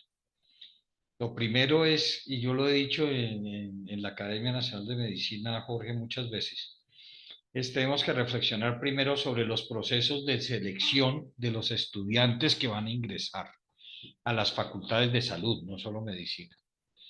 Desde ahí viene el problema. Hoy en día, lamentablemente, es más tener que llenar un cupo que seleccionar la calidad del estudiante.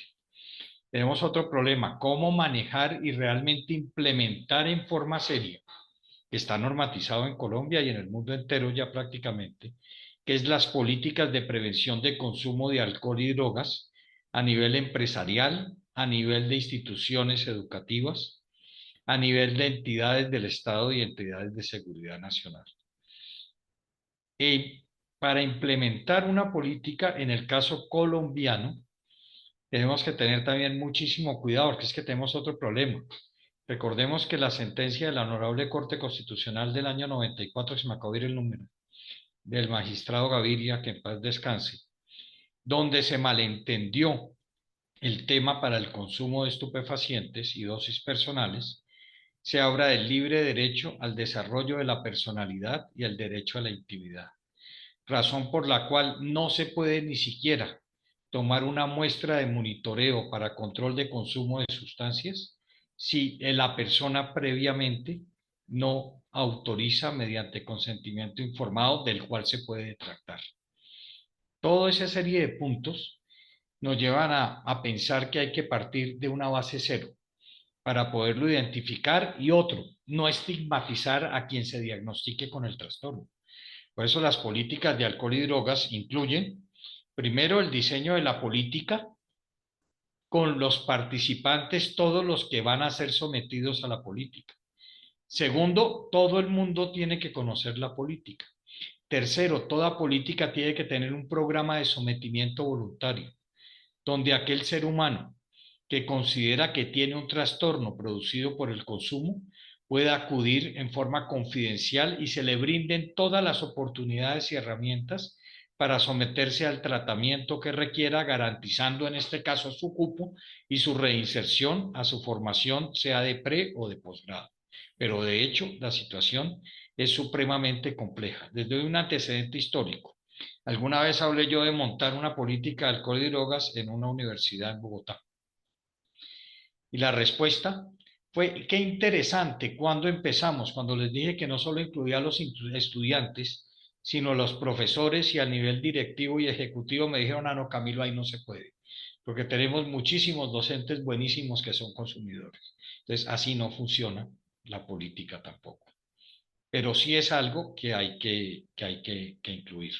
Creo que hay una pregunta interesante que me parece que es a quien le vas a dar la palabra ahorita. Sí, hay una pregunta muy interesante y hace relación a que si existe algún control sobre el consumo de hongos o ayahuasca. Correcto. Mire, el tema de los hongos alucinógenos. ¿Cuál es el problema? También tienen un uso tradicional histórico y está asociado a los años 50 y 60 de lo más reciente con el fenómeno sociocultural del hipismo. En el caso colombiano tenemos varios problemas. Primero, no hay un conocimiento por parte del recolector y el consumidor de dichos hongos.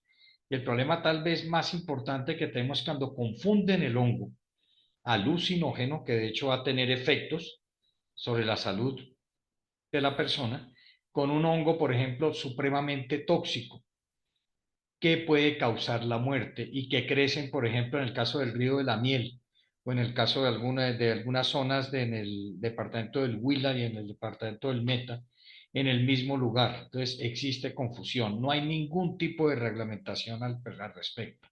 Pero hay otro punto más grave. Hemos encontrado en pacientes que llegan severamente comprometidos al servicio de urgencias, con la colaboración del laboratorio del CTI de la Fiscalía General de la Nación, que se detecta que la sustancia consumida tenía, por ejemplo, ketamina, fentanilo, cocaína y psilocibina. Es decir, que ya han extraído también el alcaloide del hongo y también lo están mezclando con estas sustancias. Y en términos de la ayahuasca, el famoso yagé, viene otro problema diferente. El yagé, como lo alcancé a mencionar por ahí, es uso tradicional histórico de comunidades indígenas dentro de sus rituales. Y dentro del ritual, el yagé es parte de su tradición. Pero eso no quiere decir que toda la comunidad indígena quiera yagé en altísimas concentraciones. Ellos tienen un guía espiritual, el famoso taita, y ese cargo es heredable, y quien lo va a heredar, su hijo, por ejemplo, desde muy tempranas edades comienzan a sensibilizarse a la ayahuasca. Usan un manejo similar al manejo de la homeopatía, con microdosis, y guían espiritualmente a su pueblo. Esto es muy diferente a lo que ocurre cuando lo comercializan como negocio hacia los occidentales. Y muchas veces traen en una forma inocente a taitas, por ejemplo, del Putumayo, y familias enteras consumen ayahuasca en forma indiscriminada y hemos tenido mortalidad. Entonces son dos cosas diferentes. El uso tradicional histórico es perfectamente respetable dentro de las comunidades indígenas. Hay investigación en universidades europeas sobre posibles usos terapéuticos de ayahuasca y de otras sustancias alcaloides naturales, pero no hay una normatividad como tal que lo controle.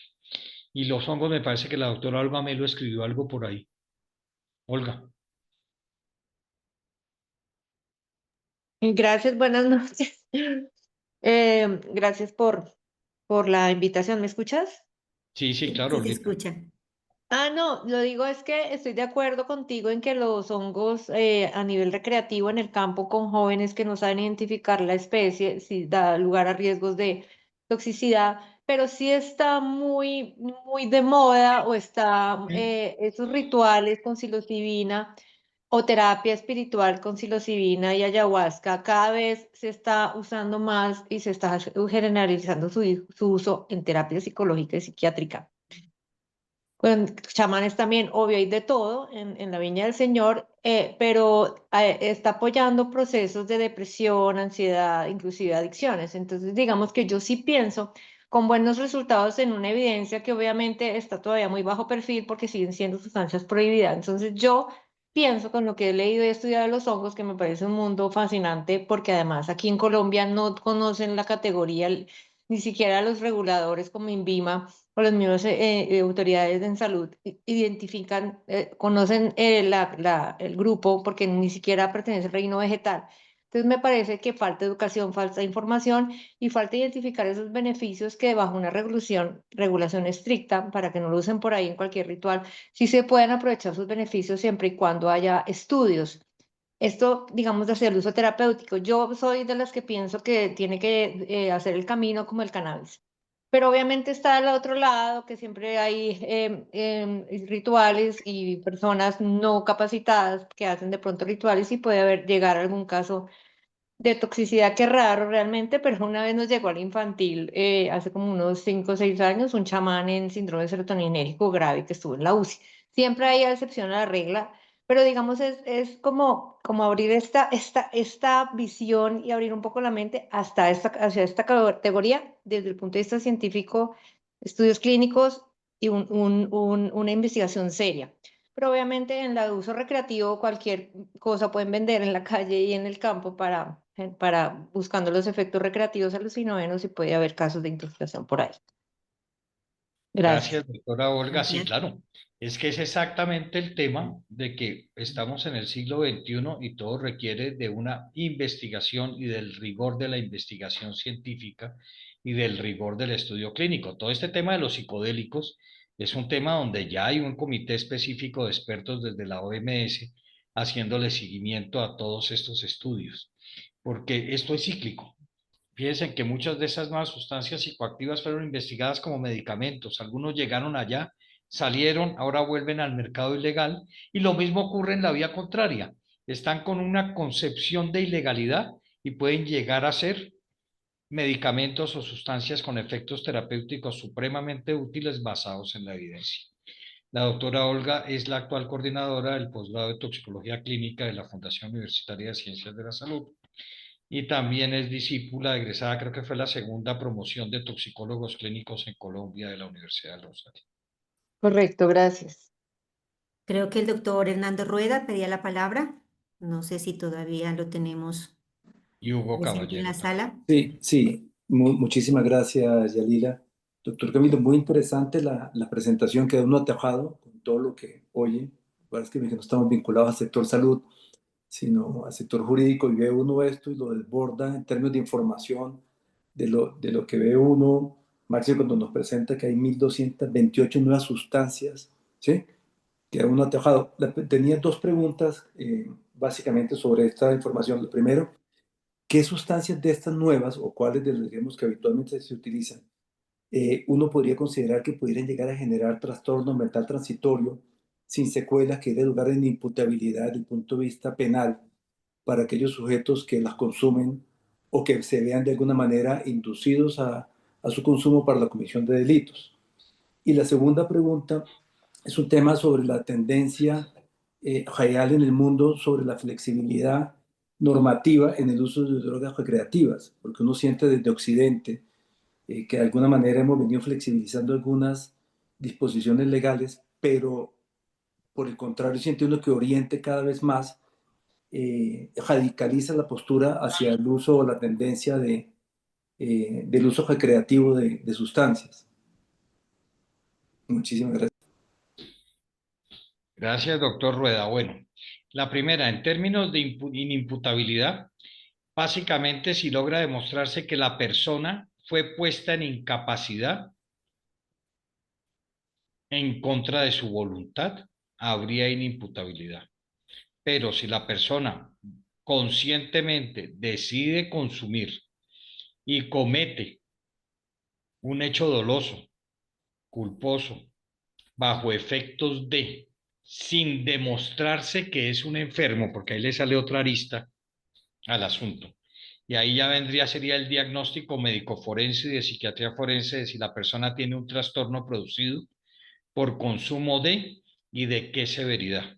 Entonces, son de los grandes lagunas médico-legales y que digo que la ley permite la interpretación de acuerdo a la habilidad del jurista y del perito que emplea el jurista, pero es un gran dolor de cabeza.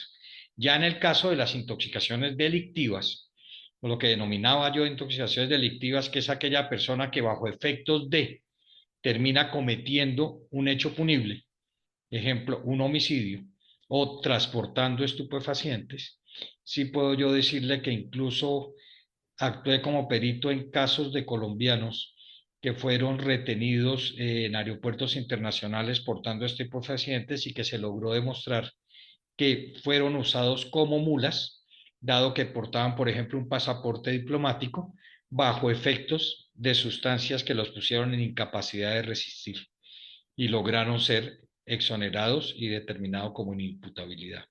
Mucho más fácil, por ejemplo, en la interpretación legal en Chile o en general en el Cono Sur que en la interpretación de nuestros jueces.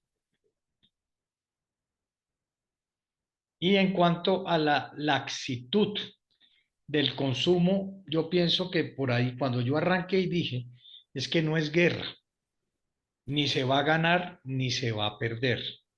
Lo que pasa es que aquí también hay extremos. Y en términos de salud pública, ningún extremo es benéfico. Toca llegar a un punto en el cual se garantice la calidad, la cantidad de vida y la salud pública, porque es que lo que toca medir es el detrimento en la salud del consumidor, llamémoslo entre comillas no controlado. Es decir, cuántos son los costos en salud, porque muchas veces todo este consumo no termina alterando la cantidad de vida, sino la calidad de vida. Y la calidad de vida va directamente de la mano con la carga de morbilidad y enfermedad. Pero aquí, después de 100, más de 100 años de fiscalización, que arranca con el control de el Triángulo de Oro en el año de 1901, podríamos decir que todavía tenemos que seguir partiendo de cero a ver qué es lo que realmente se requiere. Aquí hay que analizar muy bien oferta, demanda, salud pública como eje principal, pero no perder de vista que detrás de todo esto tenemos el crimen transnacional. Y el crimen transnacional no es narcotráfico, el crimen transnacional organizado involucra todo, trata de blancas, narcotráfico, tráfico de armas, tráfico de metales pesados. Es todo un gran conglomerado que genera una gran cantidad de riqueza y que induce a gran cantidad de corrupción a nivel global. Muchas gracias. Damos la palabra al doctor Hugo Caballero.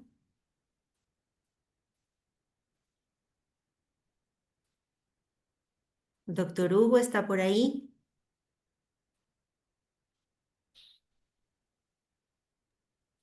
Bueno, mientras Yo, ¿Tenemos otro participante? Sí. sí, yo le tengo una pregunta, otra pregunta a Camilo. Camilo, esta pregunta da para horas de discusión, pero ¿cuál es tu opinión en términos generales sobre el uso del cannabis medicinal? Mire, mi opinión personal se está rigiendo por todos los criterios de la investigación clínica y científica. ¿Cuál es mi preocupación? Y siempre lo he dicho. Cuando arranca una investigación donde se pretende demostrar que un principio activo es bueno para todo, de eso tan bueno no hay. Hay que definir exactamente cuáles son las indicaciones terapéuticas del cannabis. Y es que hay una cosa, no todo es cannabinol, ni no todo es delta 9 tetrahidrocannabinol, no se habla de efectos terapéuticos del cannabinol. Todo se va orientando más al cannabidiol. Y hasta ahora la gran mayoría serían enfocados al manejo paliativo, no a manejos curativos. Y la evidencia se está comenzando a buscar. Yo siempre me he preguntado, si hubiera algo ya perfectamente claro, la mafia, comillas, de la industria farmacéutica transnacional ya no hubiera tenido en el mercado una molécula para producir dinero, que es lo que les interesa. Entonces se va mucho más despacio. Ya hay legislaciones que, aunque laxas, van ajustando el tema de la investigación científica y tiene que cumplir con el rigor de la investigación científica y los estudios clínicos para cualquier sustancia que busque algún día ser medicamento. Perfecto, muchas gracias. Doctor Risueño. Finalmente, para hacer dos acotaciones. Una, ¿sí me escuchan? Sí, sí. Una para, pues es una acotación de la toxicología clínica en Colombia. Soy de los pocos afortunados como médicos generales que tuvo la oportunidad de tener una rotación formal de toxicología clínica. No es el común denominador en medicina general. Y esa, por ejemplo, en el área donde estoy, en Risaralda, es una gran limitante. De hecho, la referente de toxicología más cercana que conozco, justamente gracias a la doctora Yalila, está en Armenia. Entonces, la mayoría de los especialistas clínicos, justamente ortopedia, donde trabajo precisamente en una clínica de fracturas, cirugía y otras especialidades quirúrgicas, no conocen a los toxicólogos clínicos ni reconocen o conocen su papel específico en el tratamiento agudo y crónico de los pacientes intoxicados y sobre todo por este tipo de sustancias. Entonces, desde aquí yo insisto mucho en esa parte porque precisamente conozco el área de toxicología clínica gracias a mi gran maestra de la medicina. Y apoyando lo que indica el doctor Camilo Uribe en epidemiología precisamente clínica, es muy importante contar con métodos muy estrictos, muy detallados, avalados por estamentos internacionales. En el caso de los ensayos clínicos es el estamento de Consort, precisamente, para avalar o no el uso de una sustancia o de un medicamento. Estos no se hacen con los famosos ensayos de la vida real que en medicina interna se usan mucho. Se hacen específicamente con ensayos clínicos en condiciones estrictamente controladas para controlar precisamente factores de confusión que puedan incidir en el efecto del medicamento. Por ejemplo, ¿qué tal si esa paciente con cannabis, un ejemplo, no se usara, no sé, otra sustancia como nos pasó con la doctora Yalina en una ocasión, nimesolida y herbalain, un ejemplo, que puede ocasionar una hepatotoxicidad no detectada? Entonces deben haber unos criterios de inclusión muy estrictos y exclusión muy estrictos para seguir el rigor metodológico requerido para soportar las conclusiones respecto al uso o no de una sustancia. Les agradezco mucho su atención. Gracias, doctor, porque ahí tocó dos puntos bien importantes. El primer problema que tenemos con la toxicología es la enseñanza. Realmente, toxicología clínica en el año 1991 fue que por primera vez se logró. Logramos que en la Facultad de Medicina de la Universidad del Rosario, en ese momento en el Hospital de San José, toxicología clínica pasara a ser cátedra del área clínica dentro del Departamento de Medicina Interna en sexto semestre. En la gran mayoría de facultades de medicina de esa época, y hoy en día es igual, la toxicología se enseña es en ciencias básicas, de la mano con farmacología. Y toxicología clínica es otra cosa. Hoy en día, si no estoy mal, solo en 4 o 5 facultades de medicina del país, de las 60 y porra que hay cátedra de toxicología en clínica, en área de medicina interna. y nunca logré en 35 años que fuera incluido así en malla curricular por parte del Ministerio de Educación. Entonces esa es una gran falencia. Lo segundo que se logró con el Rosario y después con la FUCS fue lograr no solo los estudiantes de pregrado tuviesen la cátedra, sino la cátedra incluía rotación clínica, revista. Y en el internado rotatorio, ahora incluso en muchas facultades el internado es selectivo, el estudiante decide qué quiere hacer durante ese año, pero no sé en qué país va a trabajar porque no va a ser en este. En esa formación también se les incluía la rotación por el servicio de toxicología. Ya con la Fundación Universitaria de Ciencias de la Salud en el año 2015 tal vez, o 13, llegamos más allá y logramos que se aprobara el primer semillero de pregrado en toxicología, de la mano con el epidemiólogo que dirigía investigaciones, actualmente secretario de la Facultad de Medicina, el doctor Carlos Castro, y miembro de la Academia Nacional de Medicina también.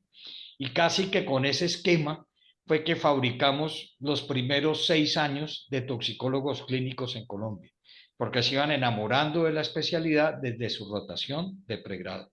Pero esa es una falencia que poco a poco hay que hacer. Y la última, porque se acabó el tiempo, es porque no hay toxicólogos clínicos en todos los departamentos de Colombia. Si en mi último censo, que lo saqué para una presentación de 100 años de toxicología en Colombia en la Universidad de Antioquia a finales del año pasado, tengo 265 médicos toxicólogos clínicos egresados de los 3 programas. Ahí no estoy contando los magíster en toxicología de la Universidad Nacional, porque la maestría es una cosa, la especialización en clínica es otra. Y de esos 260 y pico, cerca del 60% no están ejerciendo clínica. Están vinculados a industria farmacéutica o han hecho una segunda especialidad con salud ocupacional o con farmacología. ¿Por qué? Porque en gran parte de las IPS del país no reconocen la toxicología como especialidad, a pesar que en los requisitos de habilitación del tercer nivel está la toxicología clínica. Entonces es simplemente la forma de que se cumpla lo que está escrito. Y por último, quería hacer un comentario del tema de salud mental. El tema de salud mental es terriblemente preocupante. En el año 2013, desde la Academia Nacional de Medicina, después de muchas peleas, doctor Jorge, con nuestros compañeros psiquiatras, se logró que el Congreso de Colombia promulgara la Ley de Salud Mental y se logró que la firmara el presidente de la República. Y hace una semana estuve invitado a la promulgación de la nueva Ley de Salud Mental. Entonces hacemos todo a la colombiana. Tenemos una nueva Ley de Salud Mental cuando la anterior nunca se implementó ni se acabó de reglamentar. Ahora vamos a ver qué ocurre con la nueva. Y volvemos a lo mismo. Leyes pueden haber las que quieran, pero lo primero claro es dónde está el presupuesto para que eso sea una política pública. Y es lo que siempre le pregunta a uno cuando yo estaba en el sector público, era la pregunta de todo gobernador y alcalde. Y doctor, ¿y la platica? ¿Y quién nos enseña? Entonces, hay talento humano en salud en toxicología formado. Ya debe estar en los 300, pero no hay motivación para colocarlos en lo que estudiaron, que es toxicología clínica. Gracias, doctor Ramilo. Creo que hoy nos vamos con una mayor claridad, pero también con una mayor responsabilidad con todo lo que se nos viene a futuro. No sé si algún otro participante tenga alguna inquietud, algún aporte. De lo contrario, nos permitimos agradecer a todos por su atención, su compromiso con la academia y obviamente al doctor Camilo Uribe por su excelente disertación en este día. Doctor Jorge, no sé si tiene Anunciar alguna la otra próxima afirmación. reunión, que va a ser el martes entrante. Y ahorita hacemos el cierre. Gracias. Entonces, tenemos para el martes 15 de julio, a esta misma hora, a las 6 de la tarde, la reunión 267 del Grupo de Interés Cultural de SESMI. Es un tema muy interesante de actualidad.